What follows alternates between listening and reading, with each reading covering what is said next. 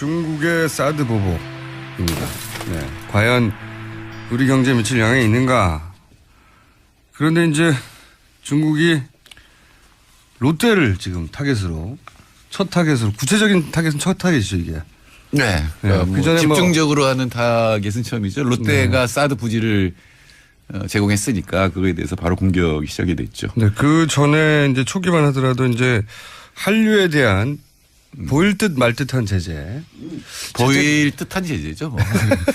이게 제재가 확실하게 말하기도 약간 애매한 정도의. 예를 들어서 음악 차트에서 한국 부분이 사라진다든가 뭐 이런 거였죠. 특정 연예인 출연 못하게 한다든가 이런 중에. 도깨비도 수출이 안 되든가 뭐 이런 건데. 그다음에 무슨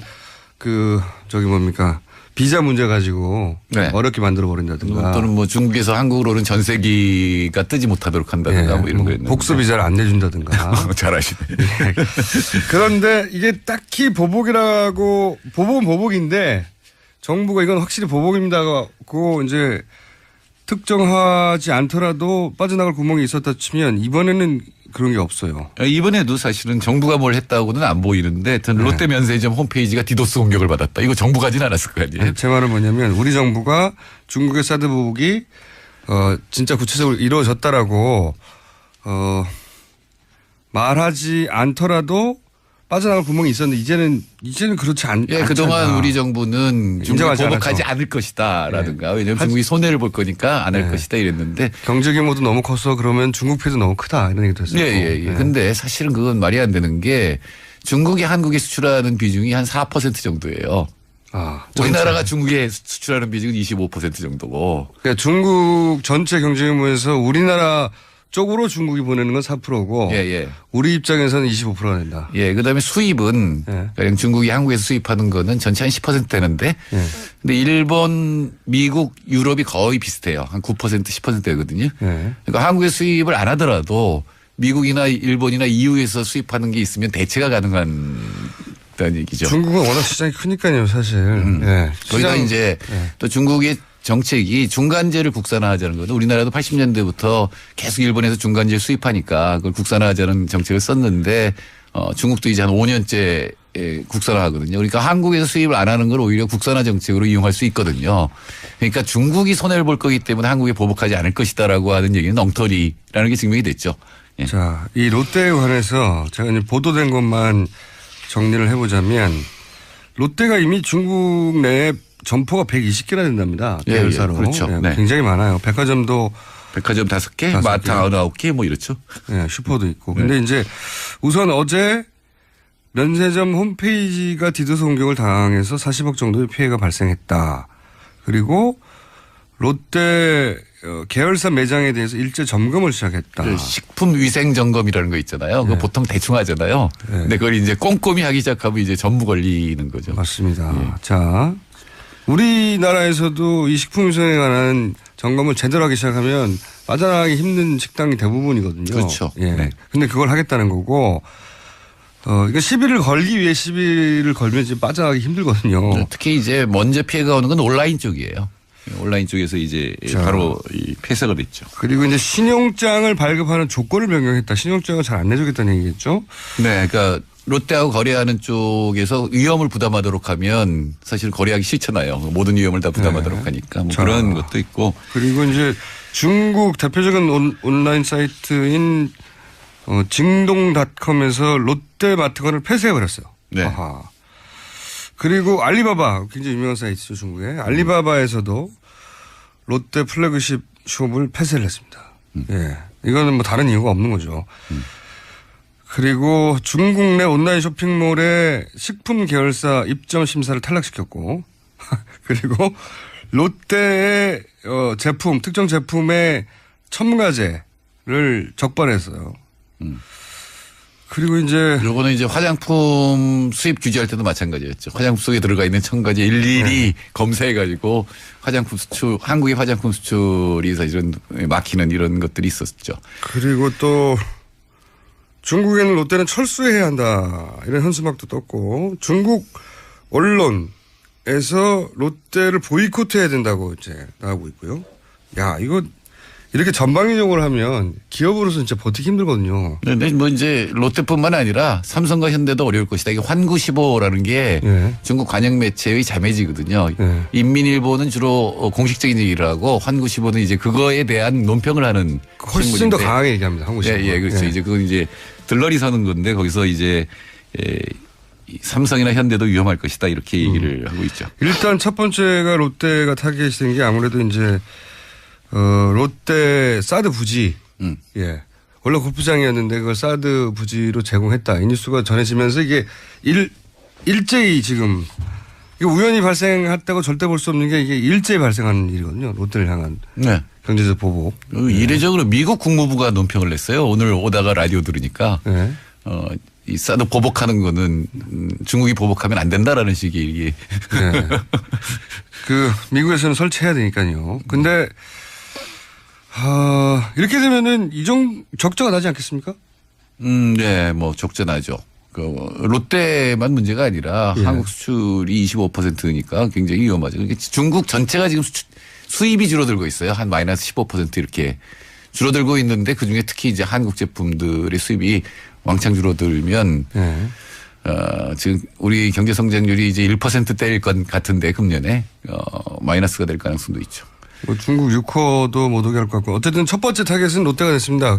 직접적으로 사드 부지를 제공했기 때문에 롯데 입장에서 기업 입장에서 중국에 이렇게 많은 점포들이 진출해 있는 대기업 입장에서 본인들이 사드 부지를 제공하면 중국이 직접적으로 보복할 것이라는 예측을 못했을 리가 없는데 말이죠. 했겠죠. 그러니까 저도 그게 의문입니다. 그런데도 한 이유는 도대체 뭘까? 그거는 이제 롯데가 우선 가장 눈앞에 있는 거는 이번에 그 이재용 부회장 구속영장이 기각되고 이제 다시 재청구하는 과정에서 한 3주 정도 재벌 수사를 못했지 않습니까? 네. 근데 만약에 영장이 첫 번째 그 신청 때 발부가 됐다면 그 다음 순서가 이제 SK 롯데라고 했거든요. 그랬죠. 예. 근데 과연 총수 수사가 그렇게 이 그룹 전체를 흔들 정도의 위협을 감수할 만하냐? 뭐 이거는 뭐 저는 잘 모르겠습니다. 재벌들은 기업의 안위보다는 총수의 안위를 더 걱정하니까. 아, 총수 입장에서는 그게 이해가 됩니까? 총수인 저로서는 네, 이해는 갑니다. 이해는 가는데 그러니까 롯데도 이제 승계 문제도 있고 롯데도 그렇죠. 굉장히 복잡했죠. 여러 가지 문제 많이 걸렸죠. 그리고 그 형제난도 있었고 네. 네, 최순실 게이트하고 연루돼서 수사도 받아야 되고 여러 가지 이제 검찰 수사를 앞두고 그 정부에 협조하지 않으면 안 된다는 위기감이 있었겠죠. 그러니까 정부를 협조하지 않아서 우리가 당할 것과 사드를 배치해서 중국에서 당할 것 이 두 개를 비교하지 않았을까요? 글쎄 비교했을 때 중국에서 보복할 건 너무나 뻔하거든요. 근데 한국에서 수사받는다고 뭐 어떻게 될지는 잘 모르잖아요 지금. 중국에서 보복받는 것 이상의 두려움을 느꼈다고 볼 수밖에 없는 건데 이거는. 그렇습니까? 아, 총수는 그런 게 느껴집니까? 저는 잘 모르겠어요. 아무리 그래도 경제적으로 더 중요한 거지. 예. 근데 중국이 이렇게 나오는 이유는 그러니까 중국이 계속 핵심 이익이란 말을 쓰거든요. 네. 코어 인트레스트란 말을 쓰는데 그거는 이른바 전략적 균형이 무너졌다고 생각하는 거거든요. 중국이 원래 최소 억지 전략 때문에 중국은 능력이 있어도 핵무기 몇 개 없었어요. 한 20기 정도밖에 안 갖고 있었거든요. 네. 그리고 이제 인공위성 기술은 세계 최고예요. 그런데 이 사드가 배치가 되면은 그러니까 한국이 사드라는 게 중국에서 이제 전략적 균형이라는 건 뭐냐면은 여차하면 중국도 미국을 공격할 수 있다는 거거든요. 인공위성 기술이 있으니까. 군사적인 균형을 유지하려고 했는데 이 예, 지역에서. 근데 사드가 한국에 배치되면 중국에서 발사된 거를 굉장히 빨리 탐지하잖아요. 예. 지구를 돌아야 되는데. 예. 그럼 그게 이 알라스카라든가 이런 기지에 연결되면은 막을 수 있는 가능성이 높아지죠. 예. 그래서 이제 전략적 균형이 깨졌다고 지금 이제 중국은 생각하고 예. 그래서 자꾸 중국이 유사시에는 성주 사드 기지부터 공격한다 이렇게 이제 얘기를 하는 게 바로 그 이유입니다. 이게 이제 핵은 이제 공포의 균형이라고 하는데 네, 맞습니다. 그런 걸 다 알아요. 뮤추얼 어시어드 디스트럭션 그래서 매드 상태라고 그러죠. 미친 상태라고 얘기를 하죠. 그러니까 우리만 망하는 거 아니야? 니네도 망하는 거야. 예. 그러니까 서로 공격 못 하는 건데 네. 사드가 배치되면 중국이 이제 보복할 수 있는 능력이 제한이 되니까 그렇죠. 지금 중국이 하는 게 두 개인데 하나는 그 사드라든가 이런 MD가 못 막는 미사일을 개발하는 거예요. 네. 초고음속 미사일이라든가 또는 위에서 여러 개로 나뉘어져서 진짜하고 가짜를 구별하지 못하게 하는 거를 지금 이제 개발하고 있고. 그러니까 미국이 중국을 쏜다면 중국도 우리도 쏠 수 있어. 이게 이제 공포의 균형인데 둘 다 망하는 거야. 그러니까 둘 다 망하고 싶지 않으면 건들지 마 이거였는데 지금 이제 그 중국의 앞마당에서 한반도에서 중국이 발사할 ICBM을 빨리 캐치해서 추락시킬 수 있는 사드를 배치한다고 하니까 중국이 이건 우리는 이제 내정 간섭이라고 이 프레임을 갖고 있지만 중국 입장에서는 미국의 그 미사일 탐지 무기가 자기 앞마당에 와 있는 거기 때문에 거꾸로 자기들한테 내정 간섭을 하는 거다. 핵의 균형을 깨는 거다라고 자기들은 받아들이는 거죠. 그러니까 세계 전략에서 지금 미국에서 제일 중요한 거는 중국을 견제하고 봉쇄하는 건데 그게 깨진 거죠. 그러니까 러시아도 마찬가지예요. 러시아에서 쏘더라도 한국 사드가 알아서 미국에 알려줄 수가 있기 때문에 그래서 러시아하고 중국이 지금 공조를 하는 거죠. 사드가 이제 한반도를 평화로부터 지키기 위해서라는 명분을 세웠는데 이제 이 관점에서 바라보면 사드는 한반도를 굉장히 위기 속에 빠뜨리는 거죠. 위기 속에 빠뜨리죠. 그러니까 북한이 자꾸 도발을 하는 이유는 중국하고 한국이 굉장히 가까워졌거든요. 예. 사실은 시진핑이 김정은을 한 번도 안 만났어요 그동안. 예. 박근혜는 5번 만나는 동안에 예. 한 번도 안 만났는데 이번에 이제 사드 배치가 본격화되니까 이제 북한하고 가까워지거든요. 이게 북한의 원래 전략입니다. 옛날에 김일성이 60년대 썼던 전략이에요.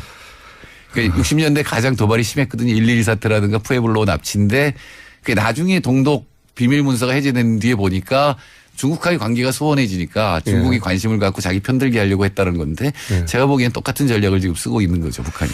그렇죠. 그리고 그 사드가 그러면 진짜 우리 국방부가 얘기하듯이 북한이 남한으로 쏘는 미사일을 방어하는 수단이었으면 좋겠는데 실제로 이건 ICBM 잡는 거란 말이죠. 네. 북한이 우리한테 ICBM 쏠 리가 없지 않습니까?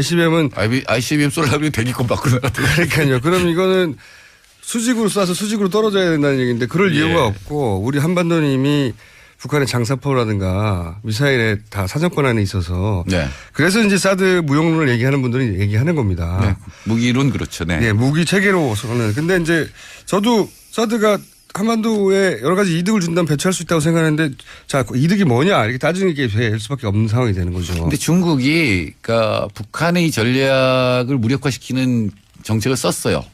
북한에 대한 석탄 수출을 금지했거든요. 근데 이게 석탄 수출이 북한 수입의 40%예요. 그러니까 진짜로 경제 제재를 강화한 거죠. 그러니까 미국한테 신호를 보낸 거예요. 내가 북한 제재를 강화할 테니까 사드 배치하지 말아라는 거고 트럼프도 그런 얘기를 했어요. 이 정책 중에 여러 가지 정책 중에 하나의 옵션이라고 얘기를 했거든요. 그러니까 이건 협상의 여지가 있는 거거든요.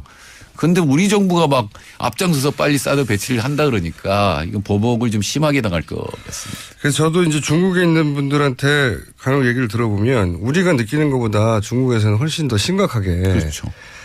롯데만이 아니다. 앞으로 중국에 진출한 한국 대기업들이 굉장히 곤욕을 치르게 될 것이다. 그럼에도 불구하고 그에 상응하는 이득이 있으면 되는데 사드 배치를 해서 우리가 경제적으로나 안보 차원에서 이득이 뭐가 될지 저는 매우 의심스럽습니다. 매우. 딱 하나가 뭐냐면 한미 군사동맹에 복무한다. 이거죠. 근데 그 복무한다는 게 뭐냐면 중국 봉쇄거든요. 그러니까 중국은 도저히 받아들일 수 없는 이런 상황이죠. 가장 가까운 중국과 적대적인 관계 이게 사실 한 40년, 50년 전에 거의 이제 끝나갔었는데 중국과의 대결 국면은. 한국이 중국하고 더 친했죠. 북한보다. 네. 그랬는데 이제 남북 관계도 그러면은 굉장히 사태가 곤란하게 되는 거죠. 이게 노태우 군사 정권이라고 할 수 있는 노태우 정권 때도 그 북방 정책을 펴가지고 중국과 가까워졌는데 이 희한하게도 이 정부 들어서 중국하고 멀어지는 거예요 지금. 사실은 3년 동안은 최고로 좋았습니다. 네. 박근혜 정부의 유일한 업적이 중국과 친해진 건데 이 사드 배치 하나로 완전히 다 날려버리고 최악 상태로 지금 만든 거죠. 자. 근데 사드는 협상의 여지가 조금 전에 말씀드렸듯이 많습니다. 사실은. 이제 다음 정권은 여기에 대해서 여러 가지 조치를 하겠죠. 하긴 할 텐데 현재 기준으로 롯데가 당하고 있고요. 예, 그럼 당하는 건 명확한 것 같습니다. 그리고 이제 헌구십 아까 말씀하신 그 인민일보 자배지 보면은 롯데로 끝나지 않는다는 얘기를 많이 하거든요. 네, 삼성현대라는 이름을 거론하고 있죠. 구체적으로. 예. 삼성현대의 가장 큰 시작이 사실상 중국인데 맛 좀 봐라 이러고 있거든요. 그러니까 중국이라는 칸시라는 게 있잖아요. 예. 관계를 해야 뭐가 이렇게 잘 돌아가는 건데 그게 다 불법. 아름아름. 알고 보면 다 불법이거든요. 그러니까요. 안 되는 일도 없고 되는 일도 없고. 이게 시진핑이 정권을 공고히 하기 위해서 보시라이 칠 때도 예. 이 칸시 이런 거 조사하는 거거든요. 예. 그럼 다 걸리거든요. 그러면 삼성하고 현대 지방정부하고 삼성 현대의 관계를 보면 걸릴 게 많거든요. 우리나라에서 했는데 거기서 안 했을까요? 더군다나 거기는 건씨가 뭐랄까요? 불법은 불법인데 다들 그렇게 하는 관례처럼 하는 거죠. 네, 관례처럼 서로 가다가 접대하고. 예. 갑자기 그거를 법대로 한다 그러면은 마치 식품 위생 검사하는 것처럼 법대로 하면 다 걸리죠. 사실은 굉장히 그 재벌들이 제가 보기에 왜 재벌들이 사드 배치에 가만히 있을까 이것도 제 의문입니다. 그건 이제 정부가 이렇게까지 강하게 밀어붙이는데 그 기업이 나설 수는 없죠. 근데 이제 언제 끝날지 모르는 정부가 이걸 하는 이유를 전 진짜 모르겠거든요. 그렇다고 제가 보기에는 미국이 강하게 압박을 하는 것도 아니에요. 트럼프의 언어를 보면. 네. 근데 왜 이렇게 빨리 할까 이게 정말 이해가 안 되는 일들이. 이권의 관점에서 볼 필요가 있습니다. 대선 후보들도 저는 잘 이해가 안 돼요. 대선 후보들은 저런 관점에서 보셔야 될 것 같아요. 이게 사드에 관해서는 사드 배치를 추진할 때 워낙 여론전을 현 정부에서 잘했어요. 이 사드를 배치하면 한반도의 안보의 어떤 능력이 더 올라가는 걸로. 그래서 지금도 여전히 사드 배치 여론이 더 높아요. 찬성하는 쪽이. 네, 지금 뭐 여론조사 하면 그러겠죠. 근데 사드가 정말로 어떤 기능을 하는지에 대한 게 잘 알려져서 높다기보다는 그런 여론전을 충분히 잘했고, 우리, 그게 이제 다음 이어받을 정권에서 그 여론이 이제 어쨌든 우세하게 나오니까 부담을 느끼는 거겠죠. 예. 뭐 선거의 문제가 될 건 선거의 맞는데. 문제. 정권이 바뀌고 난 다음에는 저는 사드의 문제에 대해서는 다시 거론하게 될 거라고 생각이 들긴 하는데 그 전에 기업들이 망하겠어요. 중국에서는 진출한 기업들이 수출입도 중국에서 계속 떨어지고 있죠. 지금. 네. 수출 아까 말씀드렸습니다만 25% 정도를 차지하는데 그러니까 25% 차지한다는 건 중국 수입 10% 줄면 전체 수출이 2.5% 준다는 얘기 아니에요. 그렇죠. 예, 그러니까 그게 타격이 직접 올 거라고 보여집니다. 이러면은 우리 전체 경제에도 상당한 타격이 있지 않겠습니까? 네. 그러니까 우리나라 수출이 전체 GDP하고 비슷하거든요. 네. 물론 이제 수입을 빼고 나머지가 이제 GDP에 산정이 되는데 그러니까 수출이 10% 줄면 GDP가 10% 줄은 거죠, 뭐. 근데 이제 중국이 차지하는 비중은 25%니까 그중에 이제 한 2.5% 정도 이제 타격이 될 거고 가뜩이나 경제가 나쁜데 과연 우리 안보에 좋지 않은 무기 배치를 함으로써 경제 전체를 완전히 마이너스로 만드는 일을 해야 되느냐. 또 하나는 북한과의 관계에서도 중국하고 우리가 여러 가지 협조할 게 많거든요. 근데 중국하고 한국이 이렇게 이간이 되면 북한이 쓸 수 있는 여지는 굉장히 넓어지는 거죠. 북한을 압박할 지렛대가 없어지는 거 아닙니까? 네, 근데 중국도 지금 성의를 보였거든요. 대북 석탄 수입을 금지한 거는 엄청난 성의입니다. 북한에 성명 나왔거든요. 너네들이 대국이냐 뭐 이러면서 미국의 농간에 놀아라는 게 대국이냐 이런 식으로 성명이 나올 정도로 강력한 제재를 한 거고 앞으로 사드 배치에 대해서 수정이 있으면 사실 그걸 무조건 배치하지 않더라도 레이더만 수정해도 되거든요. 그런 게 있으면 더욱더 강하게 제재해서 북한과 이제 협상을 하겠다 이런 게 이제 중국의 전략으로 보이는데 사드를 배치하게 되면 중국도 그렇게 나설 수 없거든요. 그러면 중국은 지금 군사적으로는 어쩌고 있습니까? 예를 들어서 지금 경제적으로 한국에 대해서 이런 재벌들 중국에 진출한 재벌에 대해서 롯데를 필두로 해서 압박을 가하기 시작했는데 그런데 군사적으로는 사드 배치 가능성이 높아지니까 중국도 군사적으로 대처를 해야 될 거 아닙니까? 네. 그러니까 두 개죠. 하나는 사드에서 탐지를 하고 미리 미사일을 요격하려고 한다고 하더라도 그거를 뚫고 갈 수 있는 미사일을 개발하는 거죠. 이게 초고음속 미사일이라는 거 하나 하고. 군병제에 들어갔네요. 한마디로 말해서. 예. 그러면 이제 이게 또 지금 바로 말씀하신 대로 중국이 이렇게 공격 능력을 높이면 일본도 높여요. 당연히 그렇겠죠. 예. 그럼 한국도 높여야 돼요. 왜 한국의 주적은 제가 보기에 북한보다 일본이 더 무서워요. 그쪽이 더 무섭고. 우리가 왜 자꾸 북한만 바라보는지 저도 모르겠어요. 네, 사실은 그러니까 뭐 일본도 쉽게 뭐 공격을 하거나 이러지는 않겠지만 일본이 재무장화를 하면 우리도 무장을 해야 되거든요. 한반도 위기 상황이 생기면 그 일본의 자위대가 한반도에 들어올 수 있다는 거 아닙니까? 그렇죠. 일본이 주장하는 바이고 그게 지금 그걸 갖다 명시하려고 하는 거죠, 지금. 네. 그러니까 자위대가 자동으로 개입하도록 만드는 걸 명시하려고 하는 게 이제 한일 이제 군사협정 그리고 미국이 바라는 게 바로 그런 상태가 되는 거고. 그게 이제 우리 정부에서는 한반도에 그 자위대가 들어올 때는 한국 정부의 허락을 받아야 된다고 하지만 우리 정부의 주장이에요. 일본 이야기는 북한은 한국의 영토가 아니지 않냐. 거기 들어올 때 왜 우리가 허락을 받아야 되냐 이렇게 얘기하거든요. 네, 그리고 북한이 실제로 일본을 위협하거든요. 그러니까 장거리 미사일 아니더라도 뭐 일본까지는 금방 미사일을 쏠 수 있으니까. 미국하고 일본의 이해는 맞아 떨어지죠. 미국이 한반도 유사시에 군사를 투입하는 것보다는 바로 가까이 있는 우방국 미국의 입장에서는 일본 군대가 북한에 들어가서 문제를 해결하면 미국 입장에서는 경비도 줄이고 인명피해도 줄이니까. 네, 그게 트럼프 전략이죠. 예. 지역 문제는 지역이 해결하고 너네들이 돈 내서 문제를 해결하라는 게 트럼프 외교의 큰 기조니까 일본으로서는 무장하기 굉장히 좋은 조건이 된 거예요. 우리 입장에서는 이게 황당한 일이 벌어지는 거예요. 불과 100년 전에 그런 일이 있었는데 이제 다시 우리 보수들이 그렇게 좋아하는 미국의 허락하에 일본이 다시 군사적으로 한반도에 북한을 빌미로 들어올 수 있다는 거 아닙니까? 그렇죠. 우리 땅이 아니라며. 어떻게 되는 거예요 그럼 그다음부터는. 그러니까 결국은 북한 핵이 빌미가 됐는데 북한 핵은 사실 정권 유지가 제일 중요한 거잖아요. 김정은 입장에서는. 그럼 정권을 보장해 주면 되는 거 아니에요. 그러니까 우리가 너네 공격 안 하겠다. 근데 남한이 공격 안 한다는 건 북한도 믿어요. 근데 미국이 공격하는 거에 대해서는 문제가 되거든요. 남한이 공격하면 서울이 불바다가 되니까. 네. 그러니까 자꾸 얘들이 미국에서 공격할 때를 대비해서 자기들도 미국 본토를 공격할 수 있다는 걸 보여주고 싶은 거잖아요. 그렇죠. 예. 핵의 공포의 균형을 만들고 싶은 거예요. 자기들. 예. 북한 나름대로 하고 싶은데 북한이 핵을 개발하지 않았을 때 안전이 보장되는 거하고 북한이 국제적으로 인정을 받아서 경제적으로 더 좋다라는 걸 갖다가 확신을 시켜줘야 되는 거거든요.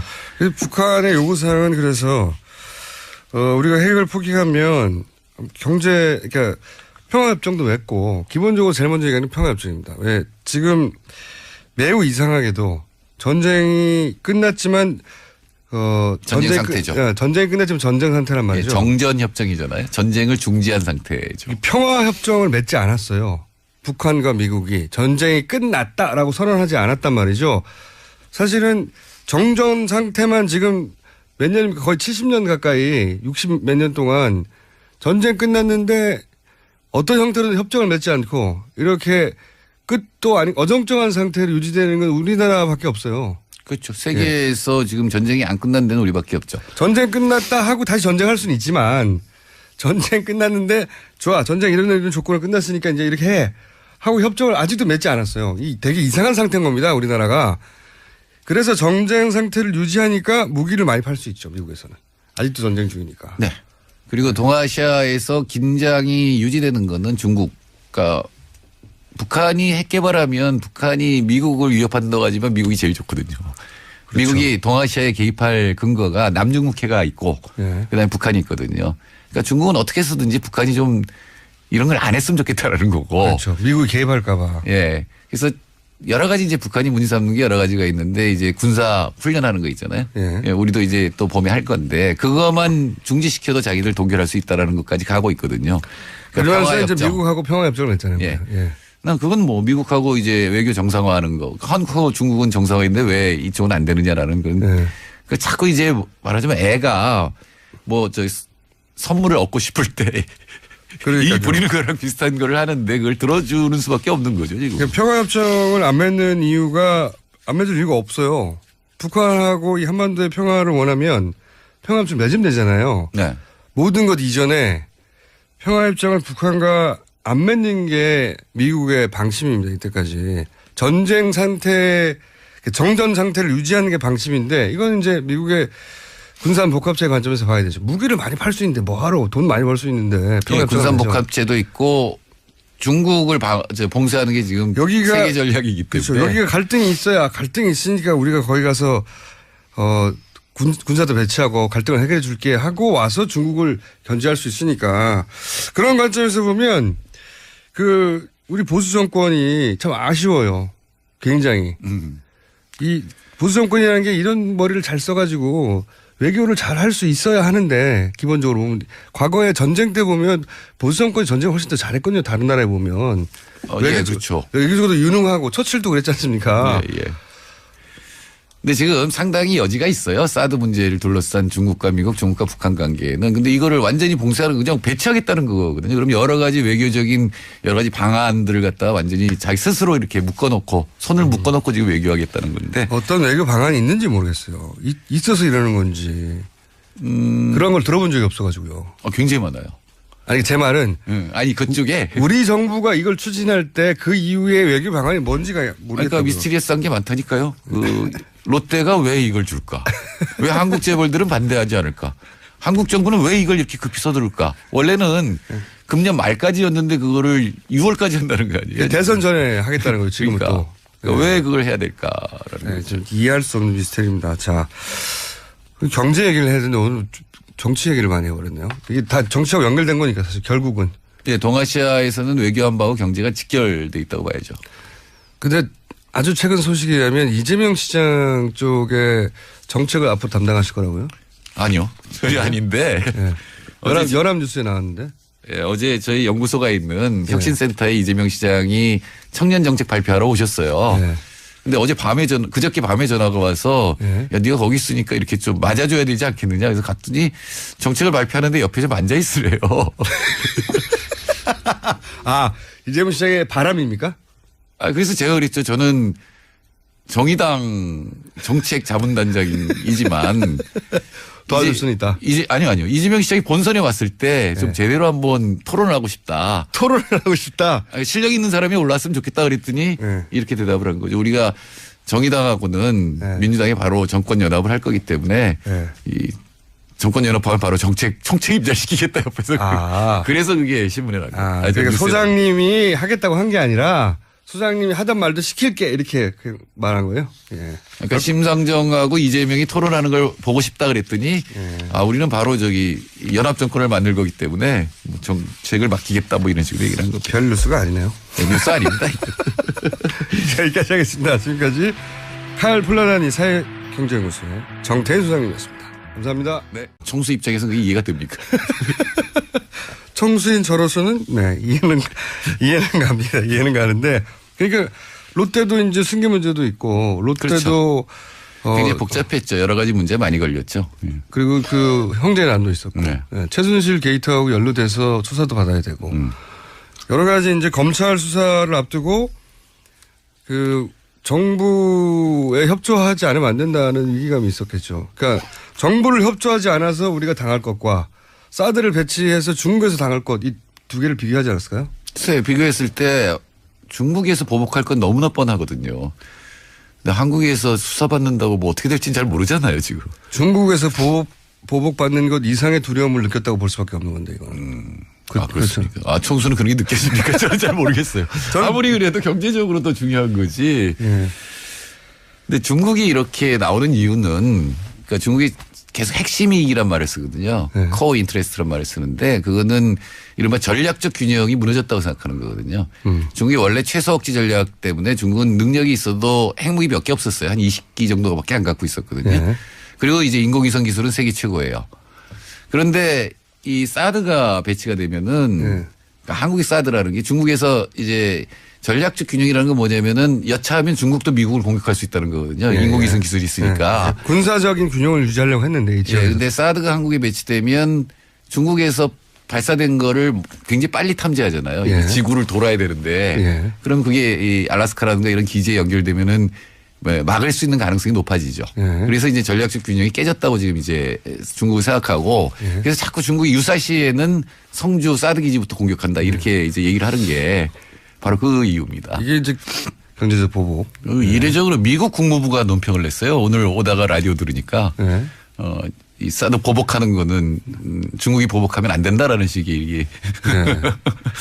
그 미국에서는 설치해야 되니까요. 근데 이렇게 되면은 적자가 나지 않겠습니까? 네, 뭐 적자나죠. 그 롯데만 문제가 아니라 한국 수출이 25%니까 굉장히 위험하죠. 그러니까 중국 전체가 지금 수입이 줄어들고 있어요. 한 마이너스 15% 이렇게 줄어들고 있는데 그중에 특히 이제 한국 제품들의 수입이 왕창 줄어들면 지금 우리 경제 성장률이 이제 1%대일 것 같은데 금년에 마이너스가 될 가능성도 있죠. 뭐 중국 6호도 못 오게 할 것 같고 어쨌든 첫 번째 타겟은 롯데가 됐습니다. 직접적으로 사드 부지를 제공했기 때문에 롯데 입장에서 기업 입장에서 중국에 이렇게 많은 점포들이 진출해 있는 대기업 입장에서 본인들이 사드 부지를 제공하면 중국이 직접적으로 보복할 것이라는 예측을 못했을 리가 없는데 말이죠. 했겠죠. 그러니까 저도 그게 의문입니다. 그런데도 한 이유는 도대체 뭘까? 그거는 이제 롯데가 우선 가장 눈앞에 있는 거는 이번에 그 이재용 부회장 구속영장이 기각되고 이제 다시 재청구하는 과정에서 한 3주 정도 재벌 수사를 못했지 않습니까? 네. 근데 만약에 영장이 첫 번째 그 신청 때 발부가 됐다면 그 다음 순서가 이제 SK 롯데라고 했거든요. 그랬죠. 예. 근데 과연 총수 수사가 그렇게 이 그룹 전체를 흔들 정도의 위협을 감수할 만하냐? 뭐 이거는 뭐 저는 잘 모르겠습니다. 재벌들은 기업의 안위보다는 총수의 안위를 더 걱정합니다. 아, 중국의 사드 보복입니다. 네. 과연 우리 경제에 미칠 영향이 있는가? 그런데 이제 중국이 롯데를 지금 첫 타겟으로 구체적인 타겟은 첫 타겟이죠 이게. 네. 그러니까 뭐 그전에 집중적으로 하는 타겟은 처음이죠. 롯데가 사드 부지를 제공했으니까 그거에 대해서 바로 공격이 시작이 됐죠. 네, 그 전에 이제 초기만 하더라도 이제 한류에 대한 보일 듯 말 듯한 제재. 보일 듯한 제재죠. 뭐. 이게 제재가 확실하게 말하기도 약간 애매한 정도의. 예를 들어서 음악 예. 차트에서 한국 부분이 사라진다든가 예. 뭐 이런 거였죠. 특정 동영상 연예인 출연 쓰이고. 못하게 한다든가. 예, 예. 은연 중에. 도깨비도 수출이 안 되든가 뭐 이런 건데. 그다음에 무슨 비자 문제 가지고 네. 어렵게 만들어 버린다든가. 또는 뭐 중국에서 한국으로 오는 전세기가 뜨지 못하도록 한다든가 뭐 이런 거였는데. 복수 비자를 안 내준다든가. 잘하시네. 그런데 이게 딱히 보복은 보복인데 정부가 이건 확실히 보복입니다고 이제 특정하지 않더라도 빠져나갈 구멍이 있었다 치면 이번에는 그런 게 없어요. 이번에도 사실은 정부가 뭘 했다고는 안 보이는데 하여튼 네. 롯데 면세점 홈페이지가 디도스 공격을 받았다. 이거 정부가 하진 않았을 거 아니에요. 제 말은 뭐냐면 우리 정부가 중국의 사드 보복이 진짜 구체적으로 이루어졌다라고 말하지 않더라도 빠져나갈 구멍이 있었는데 이제는 그렇지 예, 그동안 우리 정부는 중국이 인정하지 보복하지 않아서. 않을 것이다라든가. 네. 왜냐하면 중국이 손해를 볼 거니까 안 할 네. 것이다 이랬는데. 경제 규모도 너무 커서 그러면 중국 패도 너무 크다 이런 얘기도 했었고. 예. 근데 사실은 그건 말이 안 되는 게 중국이 한국에 수출하는 비중이 한 4% 정도예요. 우리나라가 중국에 수출하는 비중은 25% 정도고. 그러니까 중국 전체 경제 규모에서 우리나라 쪽으로 중국이 보내는 건 4%고 예. 우리 입장에서는 25%가 된다. 예, 그다음에 수입은 예. 가령 중국이 한국에서 수입하는 거는 전체 한 10% 되는데 예. 근데 일본, 미국, 유럽이 거의 비슷해요. 한 9%, 10%거든요. 예. 그러니까 한국에 수입을 안 하더라도 미국이나 일본이나 EU에서 수입하는 게 있으면 대체가 가능한 얘기죠. 중국은 워낙 시장이 크니까요, 사실. 예. 거기다 시장- 이제 예. 또 중국의 정책이 중간재를 국산화하자는 거거든요. 우리나라도 80년대부터 계속 일본에서 중간재 수입하니까 그걸 국산화하자는 정책을 썼는데 중국도 이제 한 5년째 국산화하거든요. 그러니까 한국에서 수입을 안 하는 걸 오히려 국산화 정책으로 이용할 수 있거든요. 그러니까 중국이 손해를 볼 거기 때문에 한국에 보복하지 않을 것이다라고 하는 얘기는 엉터리라는 게 증명이 됐죠. 예. 자, 이 롯데에 관해서 제가 이제 보도된 것만 정리를 해보자면 롯데가 이미 중국 내에 점포가 120개나 된답니다. 예, 계열사로. 그렇죠. 네. 굉장히 많아요. 백화점도 백화점 5개, 5개. 마트 9개 뭐 이렇죠. 예, 슈퍼도 있고. 근데 이제 우선 어제 면세점 홈페이지가 디도스 공격을 당해서 40억 정도의 피해가 발생했다. 그리고 롯데 계열사 매장에 대해서 일제 점검을 시작했다. 그 식품 위생 점검이라는 거 있잖아요. 그거 보통 대충 하잖아요. 근데 그걸 이제 꼼꼼히 하기 시작하면 이제 전부 걸리는 거죠. 맞습니다. 예. 자, 우리나라에서도 이 식품위생에 관한 점검을 제대로 하기 시작하면 빠져나가기 힘든 식당이 대부분이거든요. 그렇죠. 예. 네. 근데 그걸 하겠다는 거고, 이거 시비를 걸기 위해 시비를 걸면 이제 빠져나가기 힘들거든요. 특히 이제 먼저 피해가 오는 건 온라인 쪽이에요. 온라인 쪽에서 이제 자. 바로 이 폐쇄가 됐죠. 그리고 이제 신용장을 발급하는 조건을 변경했다. 신용장을 잘 안 내주겠다는 얘기겠죠. 네, 그러니까 롯데하고 거래하는 쪽에서 위험을 부담하도록 하면 사실 거래하기 싫잖아요. 모든 위험을 다 부담하도록 하니까 뭐 그런 것도 있고. 그리고 이제 중국 대표적인 온라인 사이트인 징동닷컴에서 롯데마트건을 폐쇄해버렸어요. 네. 아하. 그리고 알리바바 굉장히 유명한 사이트죠, 중국에. 알리바바에서도 롯데 플래그십 숍을 폐쇄를 했습니다. 예. 이거는 뭐 다른 이유가 없는 거죠. 그리고 중국 내 온라인 쇼핑몰의 식품 계열사 입점 심사를 탈락시켰고 그리고 롯데의 제품, 특정 제품의 첨가제를 적발했어요. 그리고 이제 요거는 이제 화장품 수입 규제할 때도 마찬가지였죠. 화장품 속에 들어가 있는 첨가제 일일이 검사해가지고 화장품 수출, 한국의 화장품 수출이 사실은 막히는 이런 것들이 있었죠. 그리고 또 중국에는 롯데는 철수해야 한다 이런 현수막도 떴고 중국 언론에서 롯데를 보이콧해야 된다고 이제 나오고 있고요. 야 이거 이렇게 전방위적으로 하면 기업으로서 진짜 버티기 힘들거든요. 네, 뭐 이제 롯데뿐만 아니라 삼성과 현대도 어려울 것이다. 이게 환구시보라는 게 네. 중국 관영 매체의 자매지거든요. 네. 인민일보는 주로 공식적인 얘기를 하고 환구시보는 이제 그거에 대한 논평을 하는 훨씬 신문인데. 더 강하게 얘기합니다. 한국 네, 예, 그렇죠. 이제 그건 이제 들러리 서는 건데 거기서 이제 이 삼성이나 현대도 위험할 것이다 이렇게 얘기를 하고 있죠. 일단 첫 번째가 롯데가 타겟이 된 게 아무래도 이제 롯데 사드 부지. 예. 원래 골프장이었는데 그걸 사드 부지로 제공했다. 이 뉴스가 전해지면서 이게 일제히 지금 이게 우연히 발생했다고 절대 볼 수 없는 게 이게 일제히 발생하는 일이거든요. 롯데를 향한. 네.